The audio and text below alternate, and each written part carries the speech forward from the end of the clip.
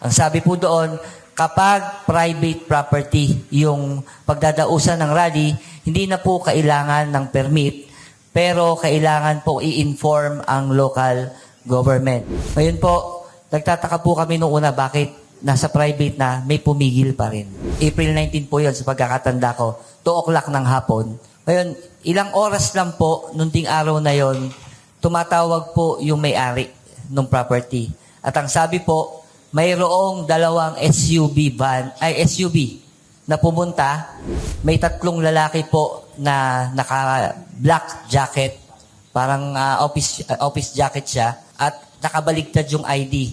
At ang sabi po, huwag payagang idaos ang maisugrali dun sa property nila. Akala po namin okay na dahil na-pencil na yung schedule, pero nagtataka po kami every time na bibigyan po kami ng bagong schedule, after few days, binabawi. Kung gusto man nila idaos yung maisugrali, huwag sa Bulacan. Baka magaya sa governor ng Davao. Kaya ako sa lahat, mga kasama, nakahanda ako. Sa pag-uusap pa lang namin kahapon, baka malagay ka sa alanganan. Subit! Huwag ako'y mamatay para sa kalayaan ng ating mga magsasaka. Subit! Na tayo po ay hindi galit kay BBM. Tayo po ay narito upang sabihin natin sa kanya kung ano ang mga bagay na hindi natin nagugustuhan sa kanyang pamamalakad.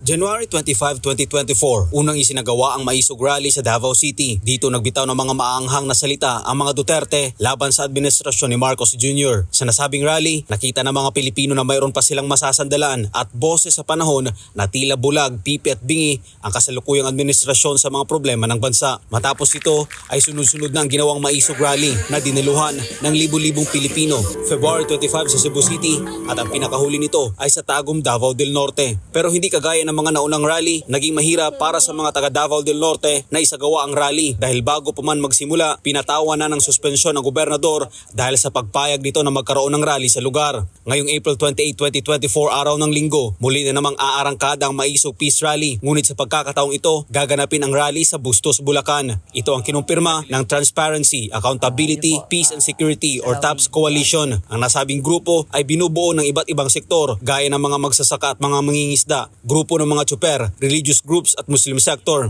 Ayon kay Verdel de los Santos, chairman ng Bulacan Defend the Flag, kilos ang pagbabago na pinahirapan sila na makakuha ng permit para sa maisog rally. Sinika po namin na magkaroon ng schedule. Even ang national organizer kasama po namin na makipag-usap sa mga LGU. At akala po namin okay na dahil na-pencil na yung schedule, pero nagtataka po kami every time na bibigyan po kami ng bagong schedule, after few days, binabawi. Dahil mahirap makakuha ng permit sa mga LGU, lumapit sila sa private sector. Nag-shift po kami ulit. Tiningnan ulit namin yung Batas Pambansa 880. Ang sabi po doon, kapag private property yung pagdadausan ng rally, hindi na po kailangan ng permit, pero kailangan po i-inform ang local government. Ang problema, maging ang private sector na kanilang nilalapitan ay tinatakot. Huwag lang ituloy ang maisog rally. The whole of March, hanap po kami ng private place para lang maidaos. Ngayon po, nagtataka po kami noong una bakit nasa private na may pumigil pa rin. Ngayon, humanap po kami ng venue ngayon.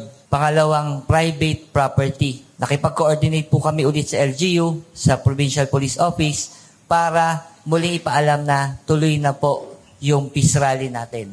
April 19 po yun sa pagkakatanda ko, 2 o'clock ng hapon. Ngayon, ilang oras lang po, nung ding araw na yon, tumatawag po yung may-ari ng property.